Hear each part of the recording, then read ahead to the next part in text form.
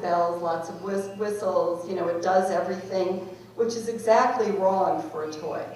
A good toy, should be 90% child and 10% toy. The best toys don't do anything until children make them do something.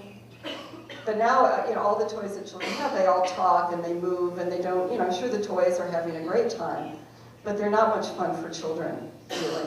But they see this toy on television and it talks, or it moves, or it's glitzy, and it's surrounded by these really cute children who are so happy.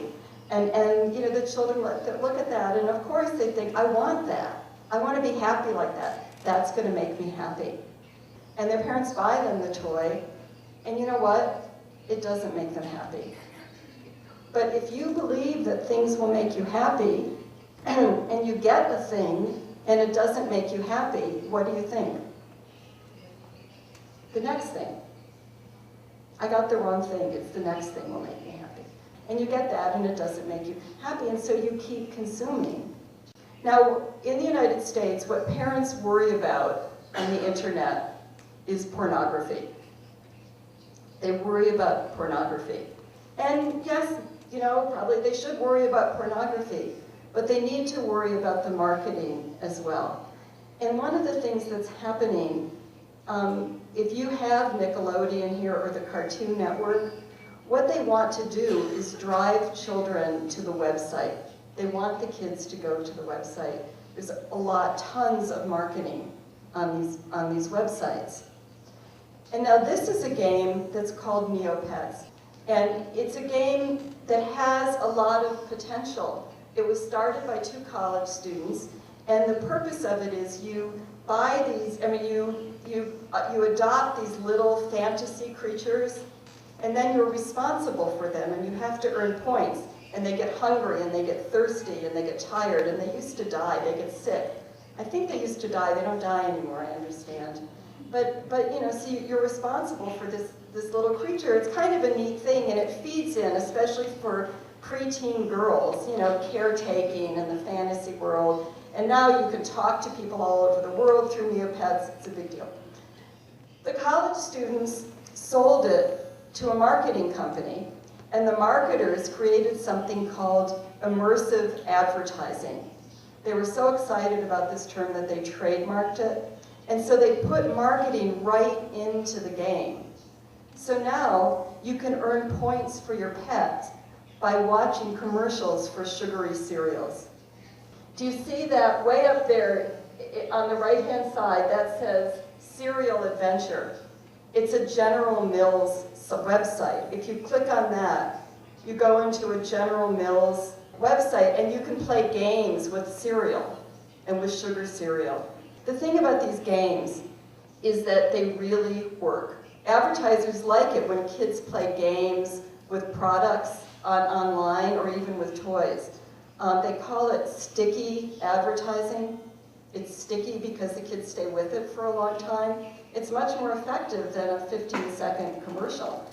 And the website, nick.com, took in more advertising dollars last year than any other website. It's huge. American Idol is consistently a top-rated program for children 2 to 11. Millions of children 2 to 11 in the United States watch it. As you know, if you see it, it's just rife with product placement for Coca-Cola. Coca-Cola paid millions of dollars to paint the green room where the actors wave red. They do skits about Coca-Cola. The judges have Coca-Cola paper cups in front of them all the time. I don't know what's in them, but they're drinking something out of there. Coca-Cola says that they don't market to children, but millions of children 2 to 11 watch this program. And at the moment, of all the things that I'm concerned about with marketing, it's marketing to babies that is the most troubling to me. Because we know about babies that it's the most vulnerable time in our lives, babyhood. We know that our brains are forming at a really rapid rate, and neurons are making connection, and that has a big impact on our behavior and all sorts of things. Connections are made in our brain that could affect us for the rest of our lives.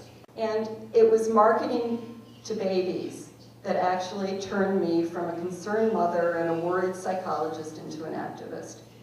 And that was when public television in the United States, the government-funded television in the United States, imported Teletubbies from Great Britain and marketed it falsely as educational for children as young as 1. At the time, there was no research, absolutely no research, saying that it was educational. And public television, I believe in public television, I really believe in public television. My public television station was lying. The slogan of my public television station is Parents Trust PBS, Public Broadcasting System. And here they were lying to parents and saying that a program was educational when they had absolutely no research. And that was the last straw for me. And my boss and I, we wrote an article together that we had published in a magazine. And what happened after we wrote that article is that people started contacting us from around the country. So as I was looking in, I went from Teletubbies and concerned about that to looking more and more. I just started getting fascinated by what the marketing industry was doing. And I came across something called the Golden Marble Awards, which are the advertising industry's celebration of marketing to children. It's like giving awards like we have the Oscars or the Grammys in the United States. So the idea that you would be giving awards to people for manipulating children for profit was really shocking to me and kind of offensive. And I thought it might be offensive to other people. And I went to my boss, and I work with a psychiatrist who is best known because he was a consultant to Bill Cosby and The Cosby Show.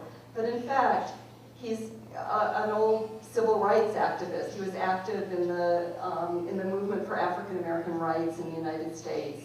So I went to him and I said, I think this would be a really good focus for a demonstration, for a picket line. And so we decided that we would organize a picket line at this demonstration, but we would have people who aren't usually on picket lines at that demonstration. We would have academics, and we had people come from all over the country to be at this marketing conference holding up signs. It was in the middle of New York City at this fancy hotel, and there we were with signs about marketing to children, and we notified the press.